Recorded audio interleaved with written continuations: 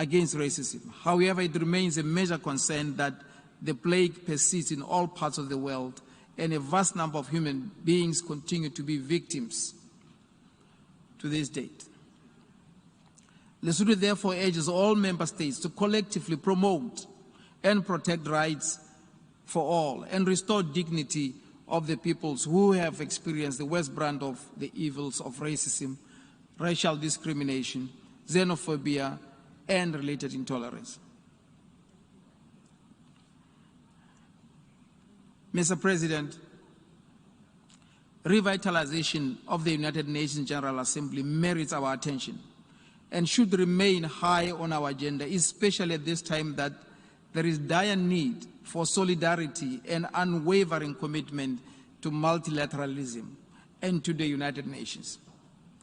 Lesotho would therefore like to echo other member states in calling for an inclusive UN system which encompasses equal representation of all regions in all the major organs of this august body.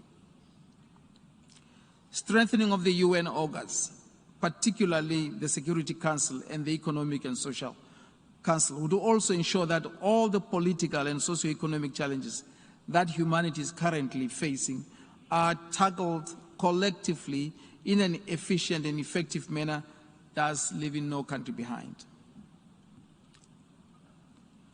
Member states of this organization have increasingly yearned for its reform in order to make it more democratic and responsive to the needs of all nations, rich and poor, big and small, strong and weak. We should recall that the last reform of the United Nations was in 1963, some 5 decades ago. We are convinced that this is the opportune time to raise critical issues regarding the reform of this world body, to enable it to meet the challenges and the threats of the 21st century. A daunting task indeed. We regrettably note that some member states have relegated to the back burner critical issues of development, giving priority instead to security issues. To move in unison, the international community should strive to advance the global development, human rights, and security agendas simultaneously. Terrorism, proliferation of weapons of mass destruction to non-state actors, the existence of nuclear weapons, and armed conflict top the list of global security issues.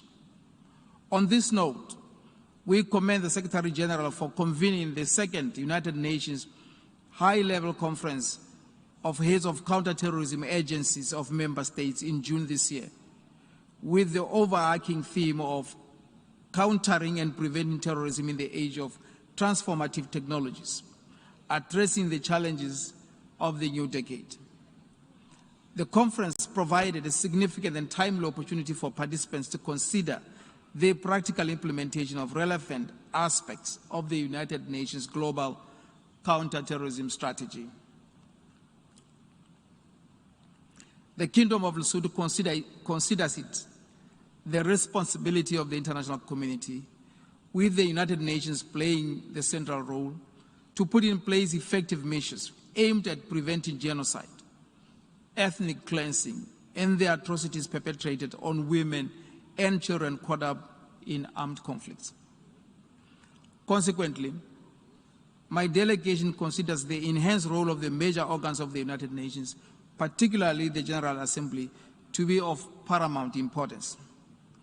Lesotho is supportive of any effort that will bring about lasting and sustainable peace in the Middle East, in conflict areas in Africa and other parts of the world. In today's globalized world, it is indefensible and incomprehensible that decisions which bind us all are left in the hands of a few members. Reform of the Security Council, which takes into account the aspirations of Africa as espoused in the Ezolweni Consensus and the Sirte Declaration, cannot be postponed any longer.